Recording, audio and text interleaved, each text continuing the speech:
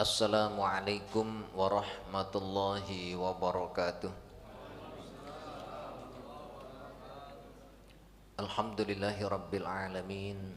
Wabihi nasta'inu ala umurid dunya waddin. Wassalatu wassalamu ala sayyidina Muhammadin wa ala alihi wa sahbihi ajma'in, amma ba'd. Faqad qala Allah Ta'ala fi kitabihil karim, a'udzu billahi minasyaitonir rajim, wa dzakir fa inna dzikra tanfa'ul mu'minin. Wa qala sallallahu alaihi wasallam, ad-dinun nasiha. Shadaqallahul azim. Shadaqa rasuluhun nabiyul habibul karim, wa nahnu ala dzalika minasyahidin wa syakirin, walhamdulillahi rabbil alamin. Jamaah sidang salat zuhur rahimakumullah. Pada pertemuan kali ini saya akan bahas tentang hadis arba'in yang ke-12, berkenaan dengan meninggalkan sesuatu hal yang sia-sia. Hampir sama dengan hadis yang ke-11 kemarin. Hadis yang ke-11 kemarin meninggalkan sesuatu yang meragukan. Sementara yang saat ini adalah tanda sempurna Islamnya seseorang, tanda bagusnya Islam seseorang ketika dia bisa menjauhi hal yang tidak berguna. Hadis ini diriwayatkan oleh Imam Abu Hurairah, sahabat Nabi. Kalau rawinya adalah masih Imam Tirmidzi, hadis hasan. Bunyi hadisnya adalah an Abi Hurairah radhiyallahu anhu qol, dari Abu Hurairah radhiyallahu an, semoga Allah ridho kepadanya, qala, berkata dia, qala Rasulullah sallallahu alaihi wasallam, bersabda Nabi sallallahu alaihi wasallam, min husni islamil mar'i tarkuhu ma la ya'ni. Di antara tanda bagusnya Islam seseorang adalah dia meninggalkan sesuatu yang tidak ada gunanya. Rawahu Tirmidzi. Jamaah rahimakumullah, siapa Abu Hurairah? Abu Hurairah itu salah seorang sahabat Nabi yang berasal dari Yaman. Beliau dari masih kecil yatim, miskin, dia bekerja kasar, dan beliau lahir adalah tahun 19 tahun sebelum Rasulullah hijrah. 9-10 tahun sebelum beliau hijrah. Jadi beliau itu ketika masuk Islam, Rasulullah di Madinah tinggal 3 tahun lagi. Beliau hijrah ke Madinah atas ajakan kepala sukunya Tufail, yaitu diajak untuk masuk Islam karena memang pimpinan kepala suku Ad-Dausi atau Ad-Dusi itu sudah masuk Islam dan mengajak. Waktu itu Abu Hurairah sekitar umur 17 tahun, diajak ke Madinah untuk bertemu Rasul dan kemudian masuk Islam. Awalnya Abu Hurairah itu hafalannya lemah, otaknya agak lemah, tapi beliau mengeluh minta kepada Nabi untuk didoakan. Enak zaman dulu mah ada apa-apa sama Nabi langsung minta didoain Nabi, agar diberikan kekuatan dalam ingatan dan kecerdasan. Sejak didoakan oleh Nabi Shallallahu Alaihi Wasallam, daya ingat Abu Hurairah cerdas dan kuat, ingatannya lama, bertahan lama. Abu Hurairah itu salah seorang sahabat yang meriwayatkan hadis paling banyak. Di antaranya hadis yang diriwayatkan beliau sejumlah 5.374 hadis. Sahabat-sahabat yang lain gak nyampe segitu. Pertanyaannya, padahal beliau itu kan masuk Islam 3 tahun atau 4 tahun sebelum Rasulullah wafat. Jadi Abu Hurairah membersamai Nabi antara 3-4 tahun, nggak genap 4 tahun. Kenapa bisa paling banyak meriwayatkan hadis, sedangkan sahabat-sahabat yang lain lama mengikuti Nabi, artinya berimannya sudah lebih dulu. Dan Abu Hurairah merasa salah satu seorang ashabus suffah, sahabat Nabi yang tinggal di emperan Masjid Nabawi, karena orang miskin tinggal di tempat Nabi itu menyediakan satu tempat di masjid untuk ditempati orang-orang miskin. Lalu makannya mereka dijamin oleh Nabi yang Nabi dapatkan dari harta rampasan perang. Kemudian sahabat-sahabat muhajirin itu, kata Abu Hurairah dalam hadis Imam Bukhari, sahabat-sahabat muhajirin kebanyakan mereka sibuk berdagang di pasar, tentu di luar perang dan di luar sholat ya. Di luar itu mereka dagang karena memang hijrah, namanya pendatang. Di Madinah itu pendatang. Sementara sahabat-sahabat Ansor yang asli dari Madinah sibuk berladang di kebun, diantaranya kebun kurma. Sedangkan aku sebagai orang miskin tidak punya apa-apa, hanya tinggal di masjid dan kemana-mana Rasulullah pergi aku ikut.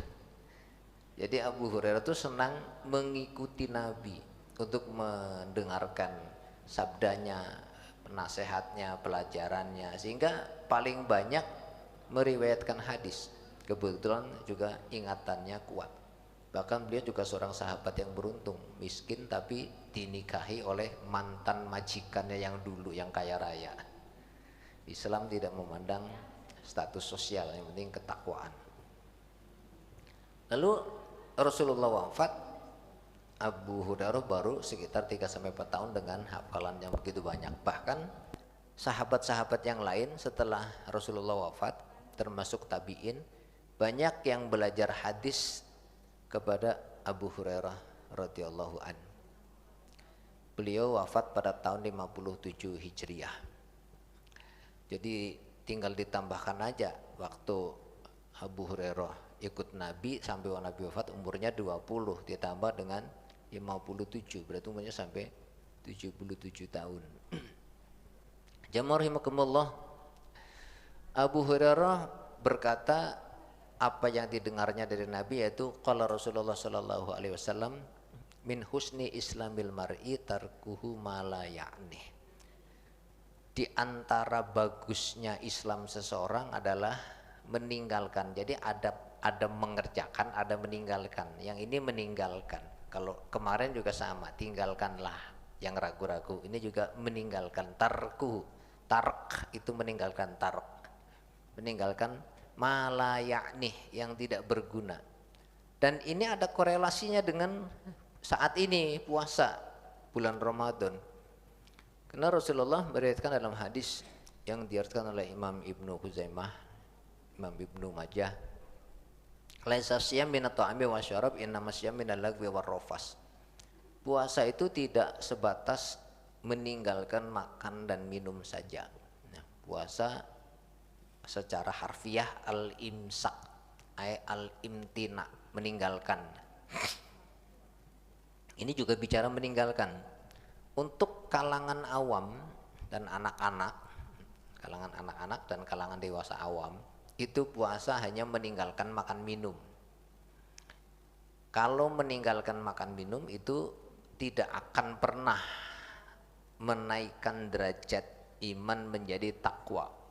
Bahkan bisa distatuskan imannya iman jongkok kalau cuman urusannya ibadah hanya urusan fisik lahiriah, sholat urusan hafalan bacaan, urusan gerakan. Begitu puasa urusan ninggalin makan minum. Baca Quran hanya sebatas membaca tadarus saja. Zakat hanya sekedar mengeluarkan harta saja, belum naik kepada derajat kolbiyah. Jadi ada ibadah kolbiyah. Kalau sholat ibadah kolbiyahnya tidak hanya membaca, tapi memfokuskan yang dia baca itu dihayati maknanya, sambil merenungi tanda kebesaran Allah. Jadi bukan lupa dengan dunia, karena memang ya tidak dilupakan, tapi memang lagi sibuk mikirin kebesaran Allah sama pelanggaran yang dilakukan selama hidupnya sendiri. Makanya waktu sholat fokus dalam sekian menit hanya berkonsultasi dengan Allah. Makanya sholat ataupun baca Quran sama dengan orang yang sedang berkomunikasi dengan Allah, dan koneksinya kuat. Itu baru sholatnya bagus. Begitu juga puasa. Orang yang puasa ada yang siangnya emang nggak makan nggak minum, tapi yang ada di otak sama perutnya mikirin makanan minuman. Lucu, makanannya ditinggal sama minuman, tapi justru masih siang udah mikirin makanan. Ntar buat buka apa ya, pas ngelewatin orang jual timun suri. Timun suri apa enggak ya, nanya mak timun suri enggak, janganlah pak, bosen itu, ganti jalan lagi. Jadi puasa meninggalin makanan tapi mikirin makanan. Tapi kalau orang yang sudah tingkat imannya naik lagi, ya sudah total. Kalau perempuan memang harus memikirkan, karena tugasnya perempuan melayani suami dan anak-anak, diantaranya adalah nyiapin makanan, masak. Kalau kita tugasnya mendekatkan diri kepada Allah, mencari ilmu, meningkatkan iman yang nantinya akan diteladankan, ditularkan, diajarkan kepada anak istri. Jadi kalau orang yang level imannya ada kuat, puasa itu minal lagwi warrafas, meninggalkan sesuatu yang sia-sia. Sama dengan hadis ini berarti. Bunyi lafadznya beda, maknanya sama. Orang yang Islamnya bagus meninggalkan sesuatu yang tidak berguna. Yang puasanya bagus meninggalkan yang sia-sia. Sama kan? Ditambah lagi warrofas, meninggalkan ucapan, pikiran, hati dan tindakan yang tidak senonoh, yang tidak baik, yang maksiat, yang dosa.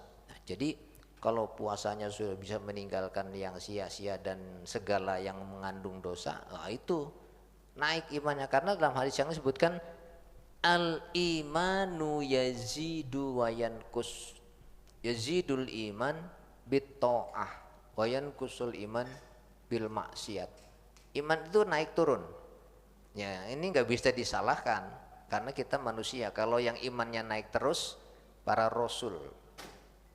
Kalau yang imannya turun terus, iblis, setan. Yang imannya stagnan, statis, tetap ajek, gak naik gak turun, para malaikat. Para malaikat itu imannya gak naik gak turun. Kalau kita naik turun, dan ini menunjukkan adalah makhluk manusia itu makhluk yang dinamis, naik turun. Enggak cuma di iman aja, ekonomi naik turun, semangat naik turun, semuanya ya, ibadah naik turun. Iman itu akan naik manakala kita sedang mentaati perintah Allah. Salah satunya yang ngaji begini, waktu ngaji imannya naik. Iman akan turun ketika lagi maksiat. Pertanyaannya, bisakah kita meninggalkan maksiat secara totalitas? Nggak bisa, karena ada maksiat yang tidak dikerjakan tapi datang. Contoh, kita keluar rumah, nggak niat mau maksiat, tetap aja ketemu perempuan pakai rok mini, ya kan? Atau mungkin ada orang yang maki-maki kita di jalan, kita kadang-kadang nggak kuat menahan diri, ya, dan seterusnya. Jadi maksiat ada yang disengaja, ada yang tidak disengaja, ada yang besar, ada yang kecil. Pada saat maksiat itu kita kerjakan, iman turun. Kalau yang dilakukan dosanya dosa besar, turunnya sangat drastis. Kalau dosa kecil, turunnya sedikit. Nah, bagaimana supaya iman itu naik? Maka ya salah satunya dicas dengan ngaji, nutut ilmu. Jadi di sini puasa itu belajar mengendalikan hawa nafsu.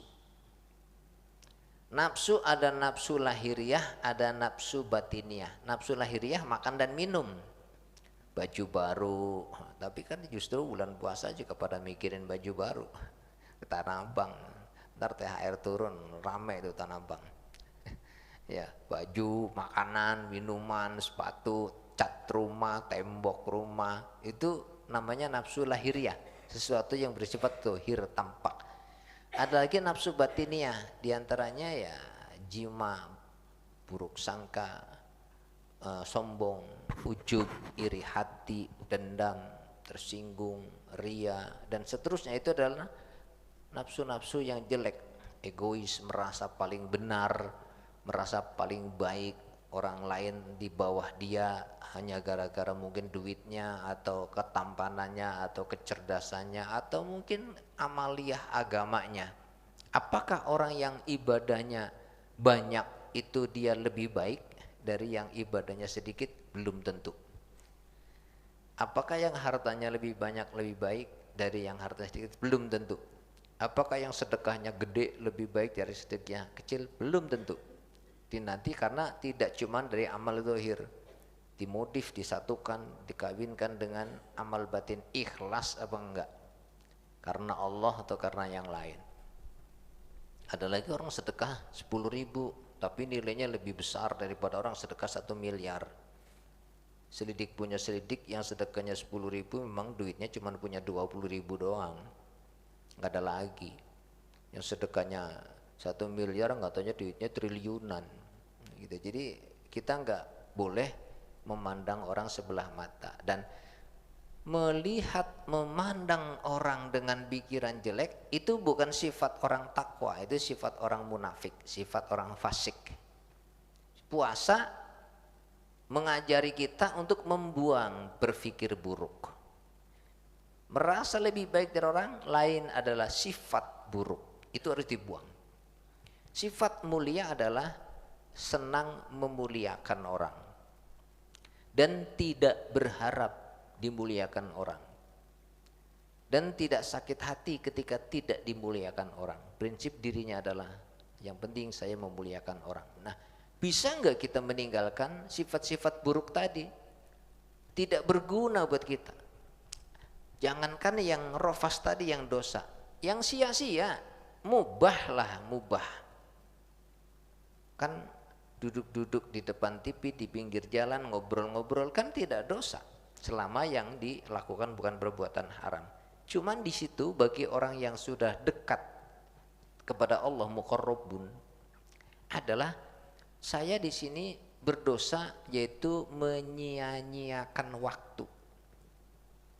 Selama ini kan kita mungkin anggapannya yang namanya sia-sia, mubadir, itu buang nasi, buang duit. Kalau waktu dibuang sia-sia, kan tanpa kita sadari umur terus berjalan. Kita sadar nggak? Dulu kita masih anak-anak dan remaja, tahu-tahu kayak saya nih, kok tahu-tahu sudah tua ya, nggak berasa tahu-tahu udah tua. Ditandain dengan pinggang yang udah mulai linu, dengkul-dengkul atau sendi-sendi yang mulai sakit. Kalau selonjor kelamaan ditekuk susah, udah ditekuk diselonjorin susah, duduk lama pas bangun pelan-pelan, itu kita ngerasa udah tambah tua. Nah, pertanyaannya adalah sekian banyak waktu yang kita lewati, apakah dibuang sia-sia tanpa nilai di hadapan Allah? Coba deh, kalau kita mau renung-renung diri, nggak usah kita merenungi orang lain, renungin diri aja. Kita jalan-jalan berjam-jam tanpa jelas tujuannya.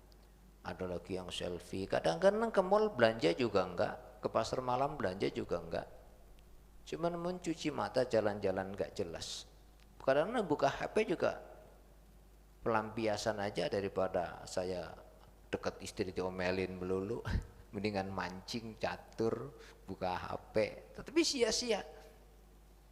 Coba kalau hal-hal yang sia-sia tadi kita ganti, membaca Al-Quran, mentadabburi isinya, membaca sunnah hadis Nabi, mentadabburi maknanya, atau mengerjakan sesuatu yang bermanfaat, atau membetulkan barang yang rusak, atau bercengkerama dengan anak, cucu, istri dan lain sebagainya. Bukan berarti di sini emang hidup serius terus. Ya nggak bisa juga hidup serius terus, mesti ada bercandanya, sedikit aja bercandanya, jangan kebanyakan. Ada silaturahminya, tapi jangan kebanyakan sia-sianya. Cobalah yang mungkin, mohon maaf, yang punya hobi main catur, nggak mungkin main catur 10 menit, bisa 2-3 jam. Mancing nggak mungkin mancing 15 menit. Kalaulah mancing lagi sambil ngapalin ayat hadis, jarang banget kan orang mancing ngapalin ayat hadis. Yang jelas saya lagi mikirin yang di mana yang ikannya banyak, ini umpan apa, pancing apa, ya gitulah. Nah, orang yang imannya bagus, iman kan tadi naik turun, kuat atau tidak kuat. Pertanyaannya bukan Islamnya yang bagus dan tidak bagus, bukan syariat Islamnya, tapi Islam masuk ke dalam dada kita, dipahami oleh kita, diamalkan oleh kita. Setiap orang frekuensinya, prosentasenya berbeda-beda. Ada yang bisa menyerap, memahami ajaran Islam dengan banyak, dipahami, diamalkan dengan kualitas yang bagus. Ada lagi yang memahami Islamnya sedikit, nggak paham-paham, atau pemahamannya kurang, atau pengamalannya yang kurang.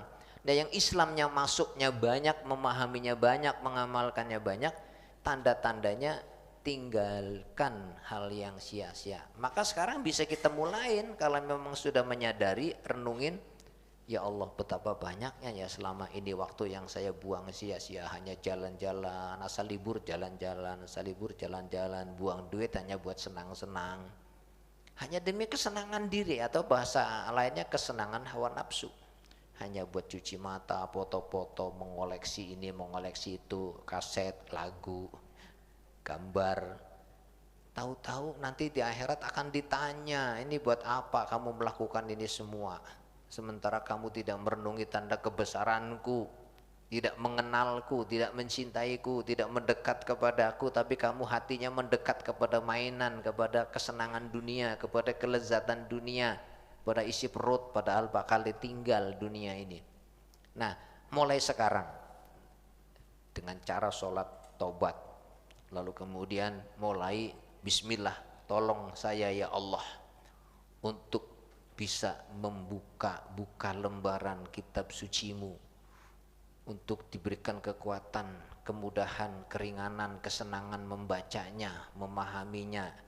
Begitu juga sabda-sabda Rasulmu, dan senang duduk di depan ulama untuk mendengarkan nasihat dan ilmunya. Ya Allah berilah saya sifat yang sabar. Berdoa begitu terus sering. Ya Allah berilah saya sifat yang sabar, sifat yang pandai bersyukur, ridho, ikhlas. Ya Allah jadikanlah saya orang yang mudah memaafkan dan berbaik sangka. Jauhkan dari saya sifat buruk sangka, egois, menang sendiri, pemarah, pendendam, sakit hati, mudah kesinggung. Minta sama Allah. Kalau terus minta dengan khusyuk, Allah akan kabulkan. Nanti tiba-tiba yang tadinya senang melakukan hal-hal, dengerin lagu dangdut lama-lama, berhenti, diganti dengan mendengarkan Al-Quran. Yang tadinya senang jalan-jalan gak jelas kemana aja, udah apa sih, sekarang ada yang naik motor ke puncak gak jelas, ada yang naik gunung. Ya kalau memang dia mau lihat tanda kebesaran Allah sambil muhasabah, sambil kemudian membaca ayat dan hadis lalu dikaitkannya, ya nggak masalah. Kadang-kadang hanya sekedar pelampiasan hobi aja, mancing lama. Nanti tiba-tiba hobinya berubah ketika sudah ditolong oleh Allah. Hal yang sia-sia, yang tidak berguna akan tidak disukai. Ya dulu saya kok pernah ngalamin remaja, seneng banget sama dengerin lagu, mau nyanyi-nyanyi. Lama-lama udah nggak seneng lagi, hilang, kesenangan itu hilang. Ada yang bertahan sampai kakek-kakek, karaokean terus sampai kakek-kakek, nggak buka-buka Quran, karaoke aja ngapalin judul lagu terus. Jadi hobi itu akan berubah. Duduk yang dulu seneng nongkrong di depan bioskop, di depan di pinggir jalan, sekarang berubah. Yang dulu duduk seneng di pos, pindah duduk di masjid, di majelis taklim. Ada juga naudzubillah min dzalik sudah sampai tua, aki-aki masih seneng duduk di pos, cuci mata, ngomong sana kemari nggak jelas. Jadi minta sama Allah, ya Allah tolong saya ya Allah, karena tidak ada yang mudah kalau tidak ditolong Allah.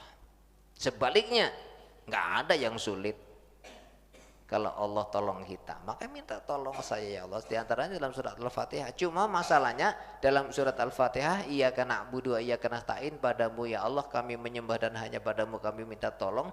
Itu kadang bacanya asbun, omon-omon, cuma baca latah, dibaca tanpa dipahami maknanya. Jadi pada saat baca iyyaka na'budu wa iyyaka nasta'in, itu harus langsung menukik ke dalam pikiran, pemahaman, ke dalam kolbu yang mendalam, khusyuk, yakin, meminta tolong. Ya Allah tolong saya, mudahkan saya dalam melakukan kebaikan, Mudahkan saya untuk berhenti dari keburukan. Mudahkan saya untuk memiliki sifat-sifat mulia. Tolong saya. Kalau itu sungguh-sungguh minta, maka akan dikasih. Juga untuk keturunan saya ya Allah. Baik, sebagai kesimpulan, mulai sekarang kita berbenah diri. Usia sudah semakin senja, sudah setengah baya, mungkin sudah ada yang 50, ada yang lebih ya. Dikit lagi lah, paling 10 tahun lagi sisa, mau kita pakai buat apa? Ayo baca Quran, ayo duduk di depan majelis ilmu, ayo baca hadis, ayo bercengkerama dengan anak istri. Yang dulu kasar sama istri, rubah. Tidak ada manfaatnya kasar sama istri. Udah, istri kita sifatnya jelek, pengen berubah biar jadi baik, enggak bisa, percuma. Itu sifat sudah Allah yang bikin. Lebih baik kita memperbaiki diri daripada berharap istrinya jadi baik. Lebih baik saya berharap menjadi suami yang lebih sabar, lebih memaafkan, lebih sayang, lebih santun. Begitu juga istri, daripada ngarepin suaminya berubah nggak jelas kapan berubahnya, mendingan saya yang berubah jadi sabar, jadi ikhlas. Jadi nggak usah terlalu berharap orang lain yang berubah baik, berharaplah diri kita lebih baik. Itu kesimpulannya untuk bisa memulai kita menuju perbaikan dalam bulan Ramadan ini. Tinggalkan yang sia-sia. Ayo kita berbenah diri dengan memperbaiki hati, memiliki sifat-sifat mulia, buang sifat-sifat buruk. Inilah tinggalkan yang tidak berguna. Mudah-mudahan Allah menolong kita memiliki hati yang ridho, yang ikhlas, yang sabar, yang syukur, yang baik sangka, yang pemaaf, yang santun, dan sifat buruknya dijauhkan dari kita. Subhanakallahumma bihamdika asyhadu an la ilaha illa anta astaghfiruka wa atubu ilaik. Walhamdulillahi rabbil alamin. Assalamualaikum warahmatullahi wabarakatuh.